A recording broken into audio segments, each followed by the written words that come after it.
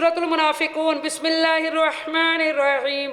अल्लाह के नाम से शुरू जो नहायत मेहरबान और हमेशा। ए हबीब मुकरम, जब मुनाफिक आपके पास आते हैं तो कहते हैं हम गवाही देते हैं, और नाम से पता चल रहा है कि मुनाफिकीन का जिक्र है, तो हम गवाही देते हैं कि आप यकीनन अल्लाह के रसूल है, और अल्लाह जानता है यकीनन आप उसके रसूल हैं। अल्लाह गवाही देता है कि यकीनन मुनाफिक लोग झूठे हैं।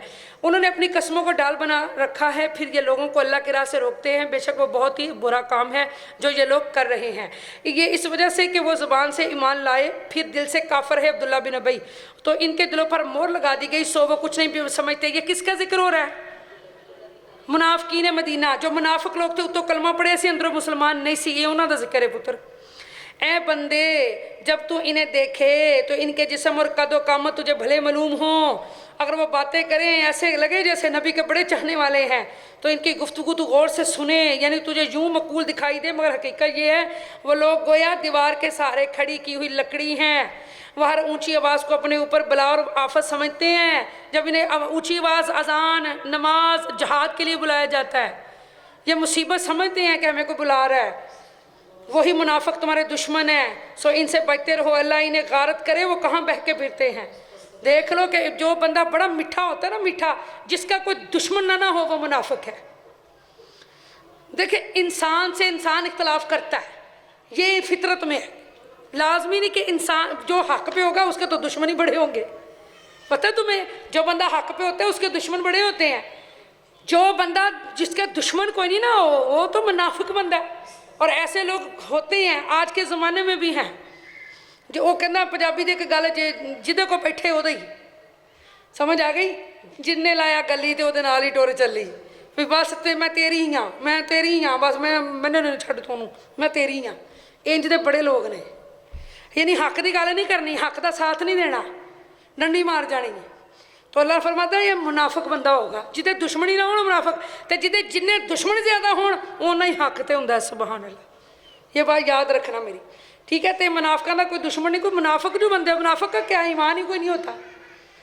और जब उनसे कहा जाता है आओ रसूलुल्लाह तुम्हारे लिए मगफरत तलब फरमाएं, सुनो आओ नबी तुम्हारे लिए मगफरत फरमाए, तो ये मुनाफिक गुस्ताखी से अपने सारे झटका फेर लेते हैं। अच्छा, कि जैसे बंदा कहता है आओ कुरान क्लासों में, आओ अल्लाह के ज़िक्र में, आओ महफिलों में, दुआएं कबूल होंगी, परेशानियाँ, अच्छा ठीक है, यानी कि झटक देते हैं, अपने सर झटक कर फेर लेते हैं। और आप इन्हें देखते हैं वो तकब्बुर करते हुए आपकी खिदमत में आने से ग्रेज करते हैं, तकब्बुर है उनका।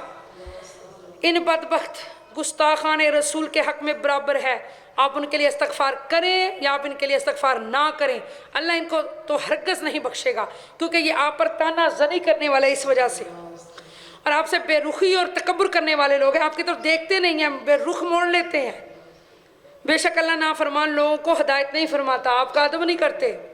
हबीब मुकरम, यही वो लोग हैं जो आपसे बुग़्ज़ और इनाद की बिना पर ये भी कहते हैं कि जो दरवेश और फ़ुकरा रसूलुल्लाह की खिदमत में रहते हैं, जो सहाबा है ना, उनके बारे में ये कहते हैं उन पर खर्च मत करो, यानी इनकी माली इनाद ना करो, इनकी मदद ना करो, इनको कुछ ना दो। पीठ पीछे ये भी कहते हैं ना करो इनकी मदद, यहाँ तक कि वो सब इन्हें छोड़कर भाग जाएं, मुंतशिर हो जाएं।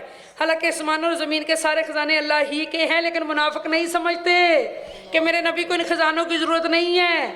जो ये माल अल्लाह की राह में दे रहे हैं या अपने लिए दे रहे हैं। अल्लाह फरमा रहा है, एंड पे क्या फरमा रहे हैं, और ज़मीन के सारे ख़जाने अल्लाह ही के हैं। सुभान अल्लाह, बोलो ऊँची से सुभान अल्लाह।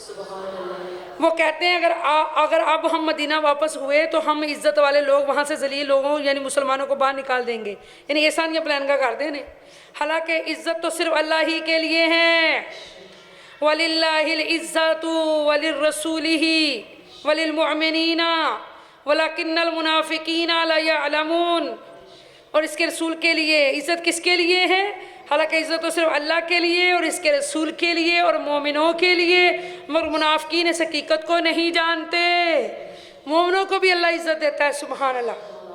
ऐ ईमान वालों, तुम्हारे माल, तुम्हारी औलाद कहीं तुम्हें अल्लाह की याद से गाफिल ना कर दे कि पैसे की हिरस में नमाज़े जुमा छोड़ रहे हो, पैसे की हिरस में नमाज़ें छोड़ रहे हो, दुकानें बंद नहीं कर रहे, शटर डाउन नहीं कर रहे कि कोई गाहक ना वापस चला जाए। अरे रिज़्क़ तो अल्लाह ने देना है, اللہ فرما رہا اپنے بچوں کی اپنے بچوں کی محبت میں دو نمبریاں کر رہے ہو، اپنے بچوں کی ضرورتیں پوری کرنے کے لیے رشوتیں لے رہے ہو، اپنے بچوں کی نجائز فرمائشیں پوری کرنے کے لیے غلط کام کر رہے ہو۔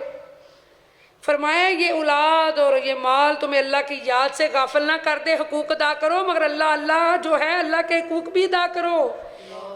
اپنی نماز پڑھو، برتن ہی دھوتی رہتی ہو، جھاڑو ہی لگاتی رہتی ہو، نماز کا پتہ ہی کوئی نہیں ہے، کپڑے دھوتی رہتی ہو، بچوں کے لیے کھانے بناتی رہتی ہو، کچن میں پسینوں سے بھری ہوتی ہو، اور نماز نہیں پڑھنی بس۔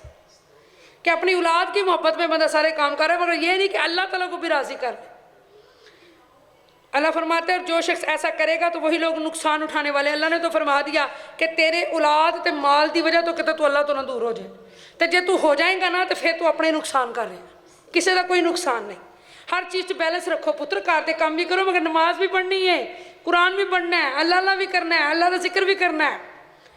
اور تم اس مال میں سے جو ہم نے تمہیں عطا کیا ہے اللہ کی راہ میں خرچ کرو، اللہ کی راہ میں خرچ کرو، قبل اس کے کہ تم میں سے کسی کو موت آ جائے، مر گیا بندہ تو کی فائدہ۔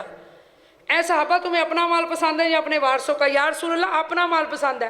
سرکار فرمانے لگے اپنا تو پھر وہی ہے جو اپنے اللہ کی راہ میں دے دیا۔